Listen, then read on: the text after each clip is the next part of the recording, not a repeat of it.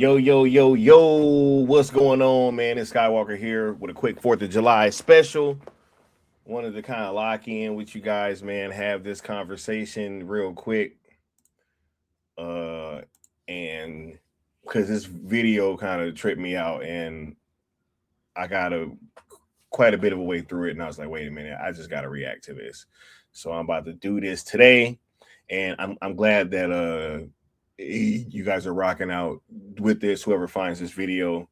And hopefully, with this, my goal with this conversation specifically is because if some of you guys might be wondering, like, man, like, why does this guy be feeling all patriotic and stuff? And why does he love this country? Why does he feel this way? And I want to kind of outside of this series that I'm going to be doing with the homie, I want to kind of have this conversation with you guys because I do think that it is important that we embrace certain aspects of our history if we are going to be able to move forward in this country and be able to live, in any kind of way that is beneficial towards more of our community, right? Because there is and always have been reasons to feel patriotic and to lean into being an American, and a lot of us always have. That is the difference, and I'm hoping to highlight that with you guys today. Exactly, kind of what that looks like and looked like. So uh, let's go ahead and always look. Look. I always say this.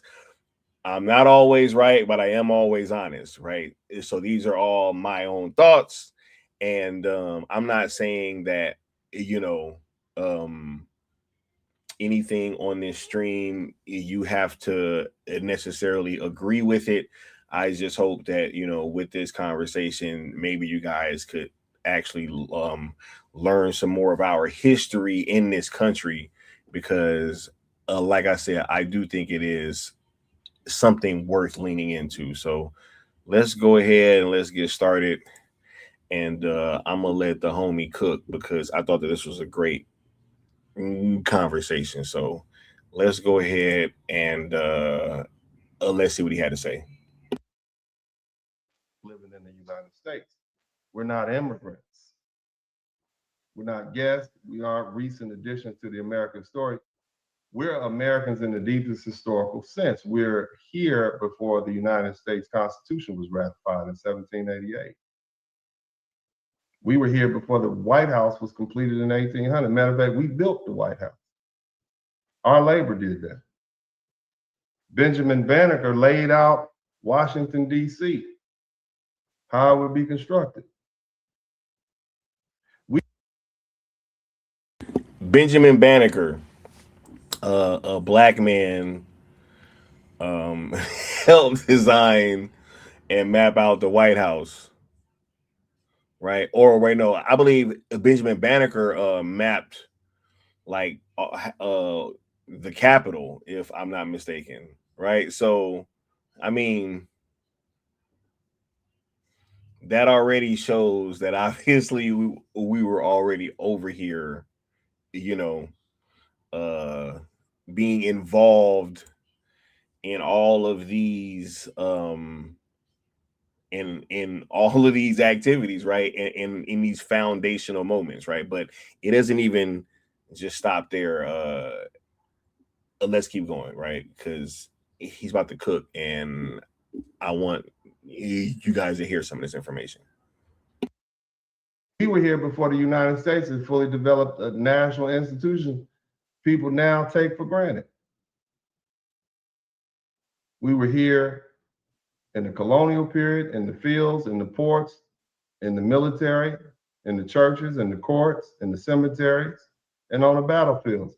And if Haitians or any other Black immigrant group wanted the full protection of the foundation of Black America, they should have come here with humility instead of all this contempt. They should have believed the hype. They should have repeated the stereotype. That they shouldn't have done that. They shouldn't have come into a foreign land and mocked the people who already survived that land. They shouldn't have called Black Americans lazy. Mm.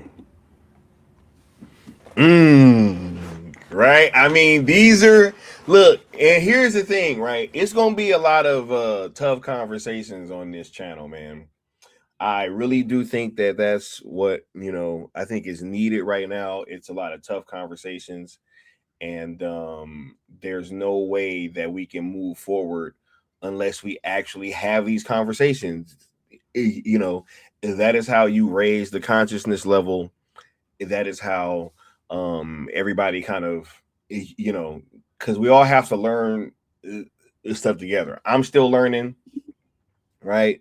But you know, we're gonna have to have some of these tough conversations. They shouldn't have called us uncultured. They definitely shouldn't have called us dirty or broken or backward or inferior. They shouldn't have separated themselves socially, culturally, and politically from Black Americans, and then turn around and expect Black Americans to appear on command when the federal government turned on them. And that's not how That it's not even just them, right? I mean, there are other nationalities that had been partaking in some of that same behavior, right? And then when the going got tough, they turned around and was like, "Yo, where's the blacks?" Right? You know, I don't know. Like, if these things happen, if this man's cooking, I'm gonna let him cook some more. politics works. That's not how historical trust works. That's not how protection works. The first thing they should have done was research the people they were walking among. Because, see, they didn't move to Utah, they moved to South Florida. They didn't move to Minnesota. Well, they didn't move to Montana. They moved to New York City. That they walked on. They wanted to walk amongst us. They knew it was safe. But see, if they had done that, they would have discovered something extraordinary. Foundational Black Americans are the minority group in this country with the clearest and most successful centuries-long record of forcing the United States to live up to its own stated ideals. See, this man cooking right now, bro. He cooking. Somebody tell me he ain't cooking right now.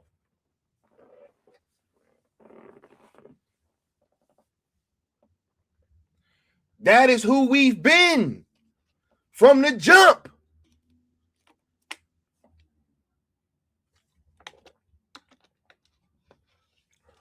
Oh my God. Nah, man. I'm gonna let him keep going, yo. The people who push and push and push the American moral needle toward freedom, equality, due process, voting, civil rights, desegregation, labor protection, public accommodations, and constitutional accountability were foundational Black Americans. That's not arrogance.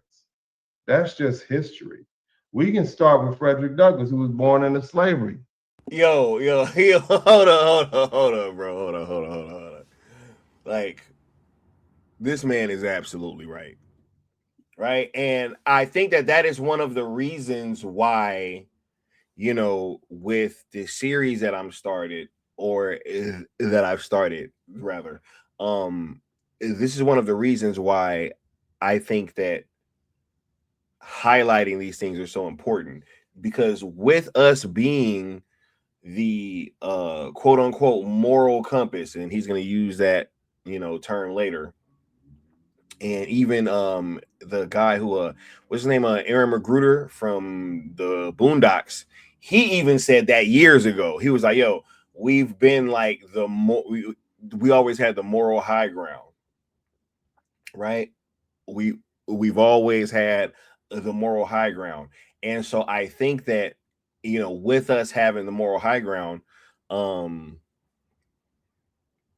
it's been a very long process of making sure that that image has been broken down completely, and that our community has gone in a way in which it makes it harder for people to try to say that they empathize with, or it makes it harder for people to empathize with us.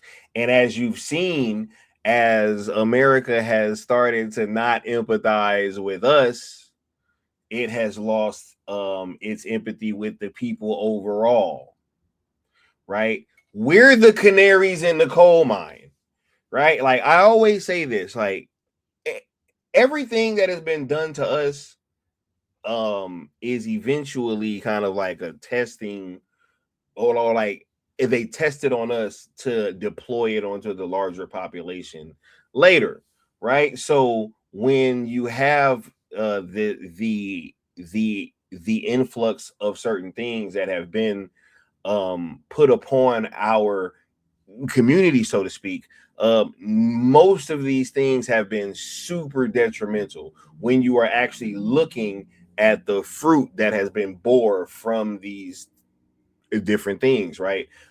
There is no more, and that is what I'm doing with this series. We're going to be looking at the fruit of these things, because when you start to get to the seeds that might have been planted that bore all of these things, that is where this conversation lies, and we have to have these tough conversations, because I'm gonna, over the course of these other videos, be laying out what my case for that actually is. So yeah, let's keep going. In February 1818 in Maryland, he escaped slavery in 1838. He's 20 years old after he had a fight with his master, beat him up, ran away. He's one of the most powerful political voices in the 19th century. Frederick Douglass didn't beg America to become something foreign.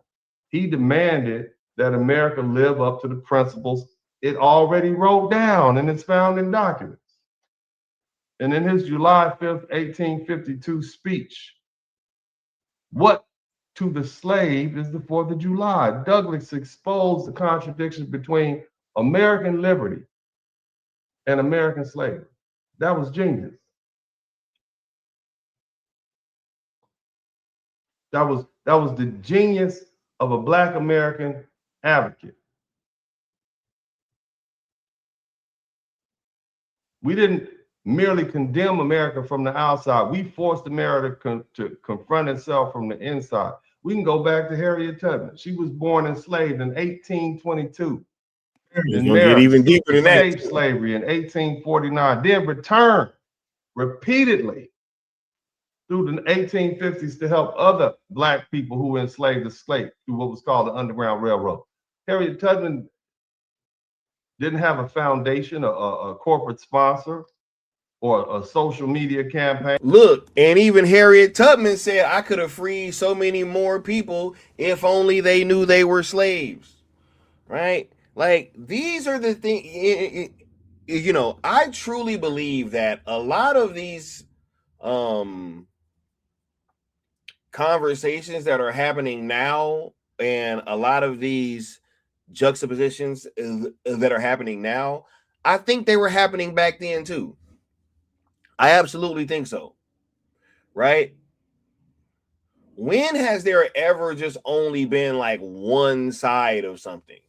Right? Like, there are so many people beyond just Harriet Tubman and Frederick Douglass and stuff like that he's going to get into that we don't even talk about, right? We don't even discuss these things. These people's contributions are not even discussed, right? And we know, because he gonna lay out a great case as for like why we know something, bro. Like, if this stuff is in paintings and all these, like, yo, we should not run from this. What we do is we continue to have the moral high ground and be the people that bends America towards what it's supposed to be. right? That's how you win this. But you can't do that without participating. And there's been so much stuff over these years that have convinced so many people that we should not participate in what America has to offer while everybody else is participating with what America has to offer. This is what I'm talking about. This is just my opinion, though. Or a safe public platform. She couldn't catch an Uber. But what she did have was courage. She had discipline. She had faith. Did you know that during the Civil War, which lasted between 1861 and 1865, this black woman, Harriet Tubman, was a Union scout and a nurse and a spy. She would sneak behind the lines and help the Union.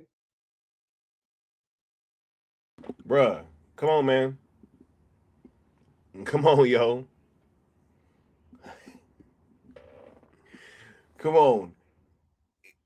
Is that not leaning in? I don't know. I'll keep it going. Shout out to Edward Stevens. I mean, she was actively in the fight. In 1863, she helped guide what was called the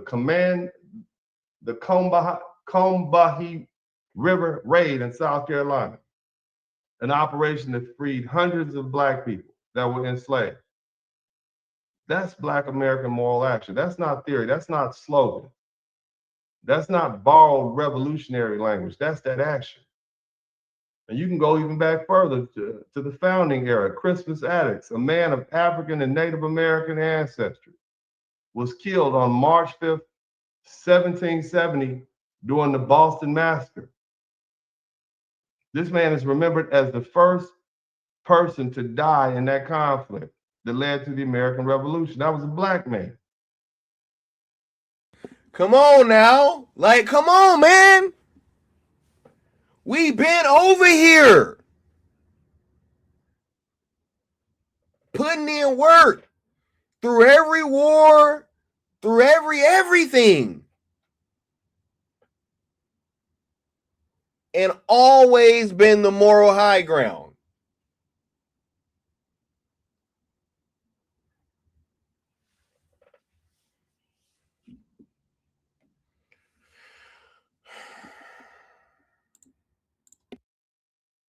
A very American black man. Then you have another, Prince Hall, born in 1735 and active in Boston during the Revolutionary period. He became a major black abolitionist and organizer. A black woman, Phyllis Wheatley, was born in 1753 and brought to Boston as an enslaved child. She published poems of various subjects and religious and moral. In 1773, becoming one of the first published black poets in America and directly challenging the lie of black intellectual inferiority. These people weren't immigrants wandering into an already finished America. They were present while America was being formed. We've been here. Somebody, bruh, this man's cooking, bro. He's cooking. He's cooking, bro. He's cooking. We've been here leaning in this entire time. We've been here leaning in this entire time.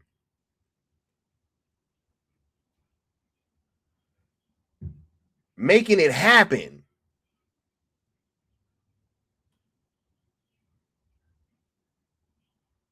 Right? That borrowed revolutionary rhetoric that I think that he's speaking about, we're gonna get into that later. Cause man, oh man, yo, these things, man, like, yo, look, I'm gonna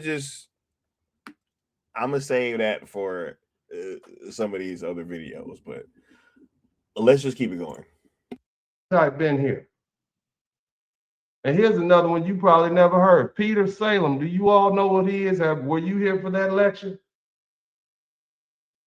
When I talk about America's black founding fathers, Peter Salem born in 1750 in Massachusetts, fought at Lexington and Concord on April 19, 1775, and later fought at the Battle of Bunker Hill on June 17, 1775. Salem Poor, born 1747, also fought at Bunker Hill, and these men did some amazing things. Peter Salem is credited with killing the general on the other side for the British, which basically helped bring the war to an end, helped win that battle. And Salem Poor, as I said, born around 1747, he also fought at Bunker Hill on June 1777. He was praised by multiple white officers. They made a big deal about how well he fought. And in December 1775, they literally got together and they signed a petition for his bravery, with those officers saying he behaved like an experienced officer and an excellent soldier. That was revolutionary for that type of time period. This is what we've been doing. Said we've been here. Somebody type been. Man, we've been over here putting boot to ass. What are we talking about, bruh?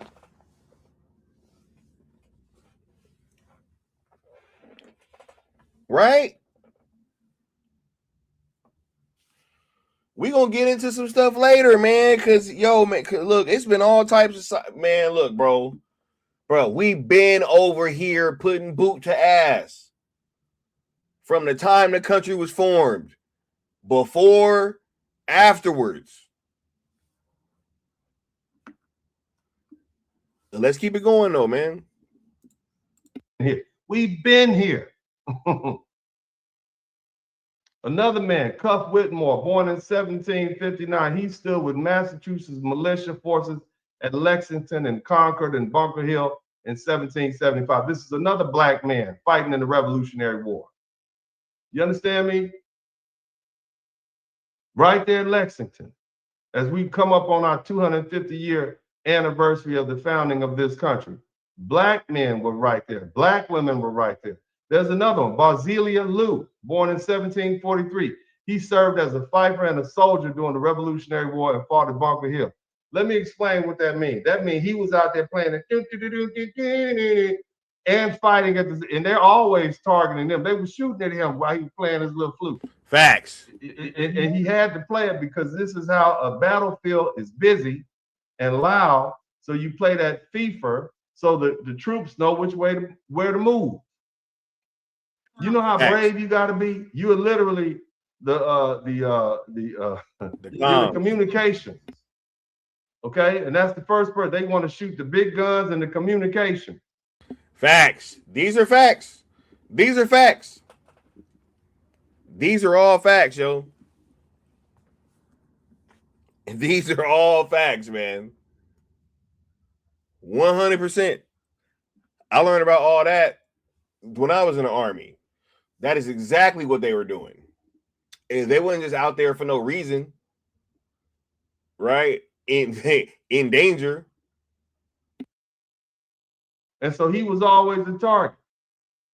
This is one of the most dangerous communication roles of the 18th century battlefield. These men were not symbolic decorations. They were not digging ditches and tending horses. They were out on the battlefield.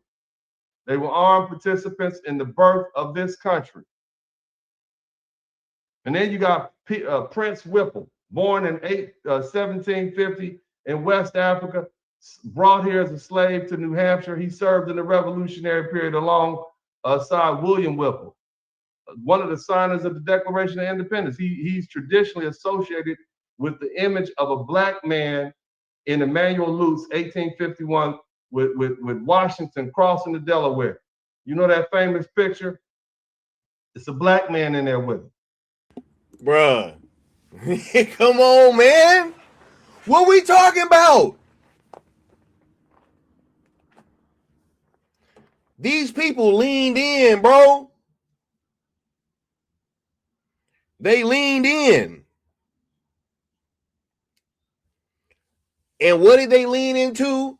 What would become the freest country on planet Earth.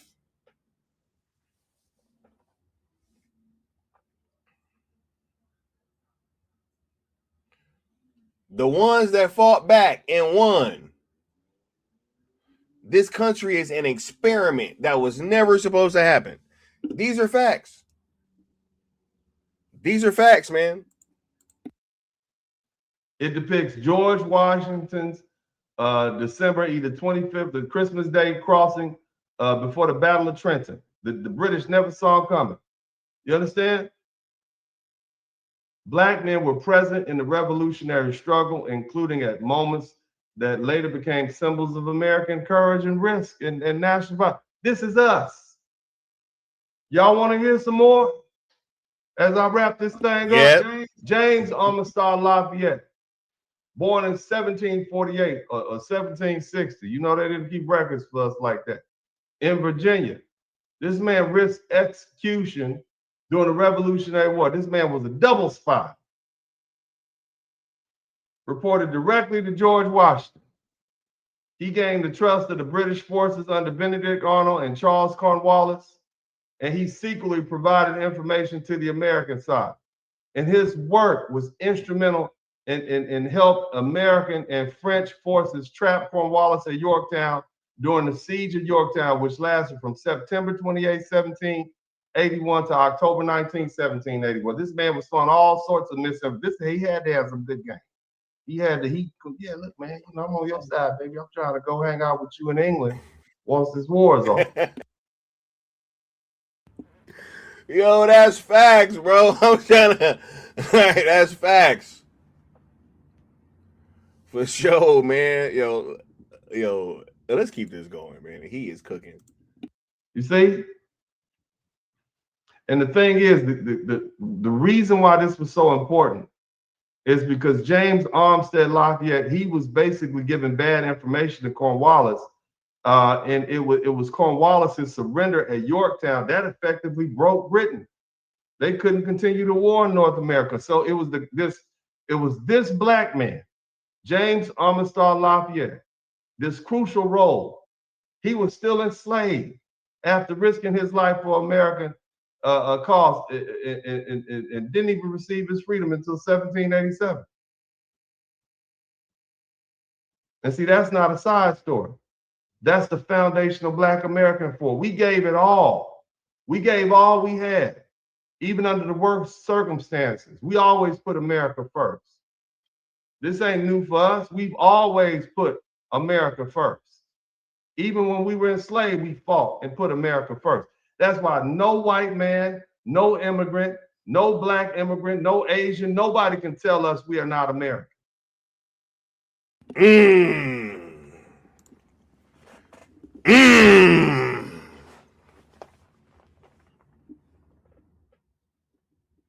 That's the way I feel. About sums it up for me. About sums it up for me. To keep it a buck. We are the original set of Americans. Another man, Wentworth Cheswell, born on April 11, 1746 in New York, in New Hampshire. He was elected town constable. You understand what I'm saying? A black man. That was a big deal to be the constable. You was the law. You understand? This is before the United States even declared independence on July 4th, 1776. He went on to serve in the local public office for decades. I think he was a judge. A justice of the peace. He carried messages during the revolutionary crisis. Think about that. You had a black man who was a judge in 1776. Think about that. That's my point. From the time, bro, I said this on the stream. From the time that this country has been incepted, we were here partaking in the system, partaking in the process, helping shape the process. Has this shit been perfect? Absolutely not. But at the same time, we are one of the youngest countries on planet Earth. Very, very young country. right? And we can get into the stuff that was happening because, those are other conversations. All this foreign policy stuff, right? But those are different conversations that we will be mining out in this series that I got going on. But no, we've been here from day one, putting like our story is not just that we were in chains. That's not true. Like, it's not all the way wait, what a boy say on Independence Day? That's not entirely accurate. Our history is much more than just that here, man. And we have to lean in. These people leaned in. Let's keep it going though. And the police. He was the popo. Come in there and break you with your wife fighting up. We go send the constable down there. Another man, Lemuel Haynes, born July 18, 1773 in Connecticut. He served in the Revolutionary War. He became the first black man ordained in a mainstream Protestant denomination in 1780. He pastored to a predominantly white congregation. He received an honorary Master's of Arts degree from Millbury College in 1804. Think about that. This is what we were doing. Somebody type "been here."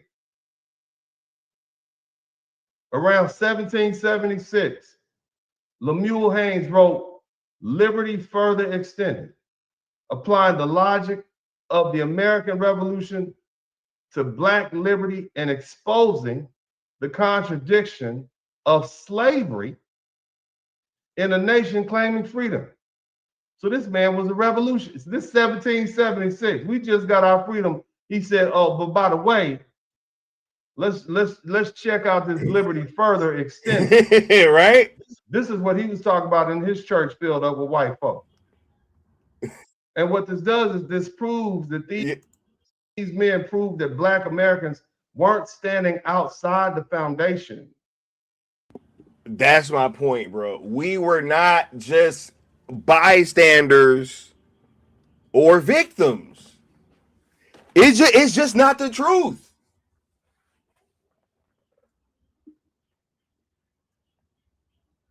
We've been here leaning in, putting boot the ass, metaphorically speaking, now.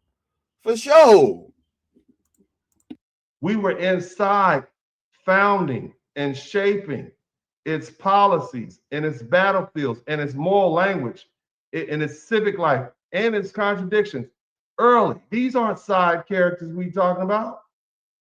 These are American founders in the real sense of the word. Black men. They fought, they preached, they warned, they organized, they spied, they voted, they served, they built, they suffered while this country was still becoming a country. That's why Black Americans are different.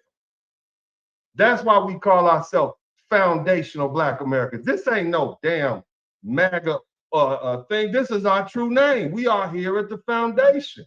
He said, this is bigger than MAGA, bro. It's bigger than MAGA.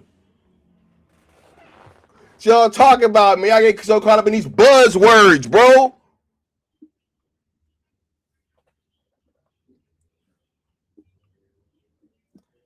It's been impressed upon us to continue to help shape this country. What are we talking about?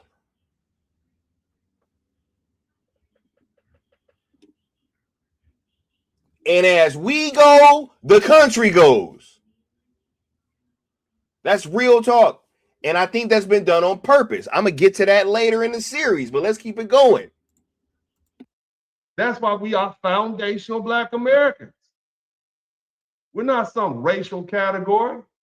We're a historical people. We are a national people. We are a lineage group formed through slavery, war, Reconstruction from 1865 to 1877, Jim Crow from the late 19th century through the mid 20th century, the Great Migration from roughly 1916 to 1970, redlining after the 1930s, segregation, mass incarceration, civil rights movement of the 1950s and the 1960s.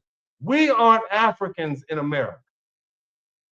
We aren't Caribbeans in America. We aren't immigrants who arrived under the modern immigration law. We are a distinct people forged here, and our roots run deep enough that no deportation policy, no white nationalist fantasy, no immigrant insult, no academic sleight of hand can uproot us.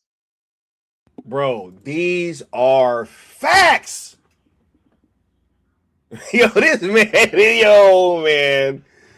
Look, bro. Look, bro.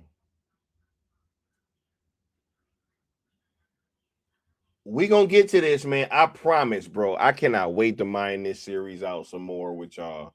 I cannot wait. This is gonna be so dope. This is gonna be so dope. I'm so excited to have these conversations.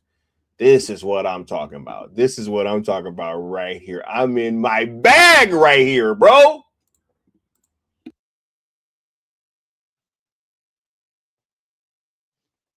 Now, let's talk about how Black Americans actually move forward.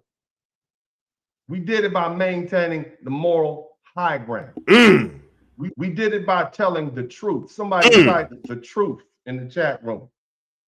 We did it by refusing to base our claims on lies, exaggerations, or fashionable anti-American rhetoric. The strongest Black American tradition was not built on hating America. It was built on forcing America to become more American. That's the distinction between, that's the distinction people miss. Yo, he is cooking right now, bro. He is cooking right now.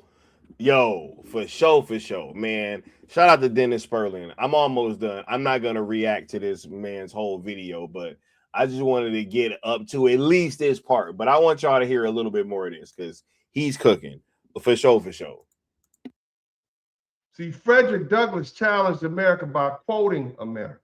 Harriet Tubman challenged America by acting on freedom when the law defended slavery. Lemuel Hayes challenged America by applying its own revolutionary principles consistently. Black soldiers, Jesus, shout out to the Black soldiers. Salute. And Navy and Marine, shout out to y'all. The Black soldiers, so instrumental to our fight for freedom. They challenged America by wearing the uniform, fighting in its wars, and then returning home and demanding rights they had earned in blood. Black Americans served in the American Revolution from 1775 to 1783, at the height of slavery. We served in the War 1812. From 1812 to 1850, when the British was coming back, we fought them. The Civil War from 1861 to 1865, this is our fight. We in it. World War I,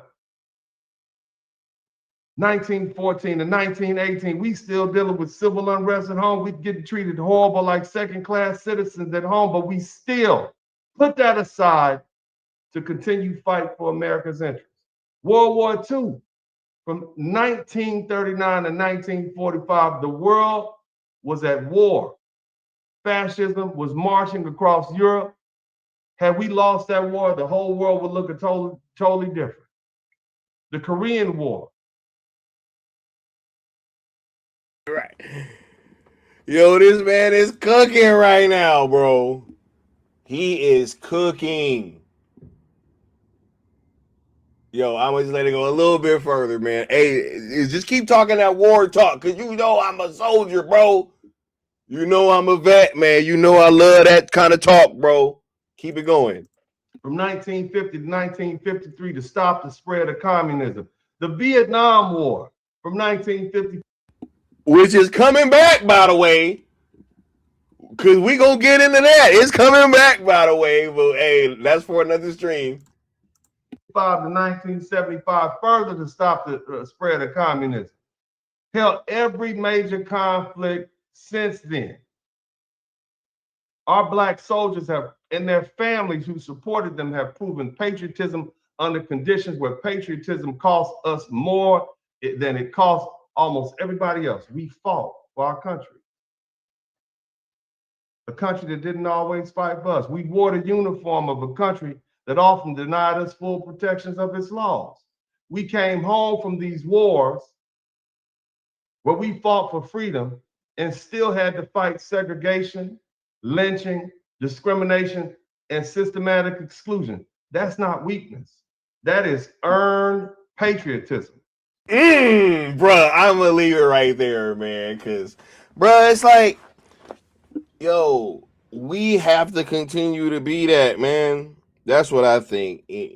Anyway, in my opinion, I think that we must take our community image back, right? Because we've done a very poor job of protecting our image.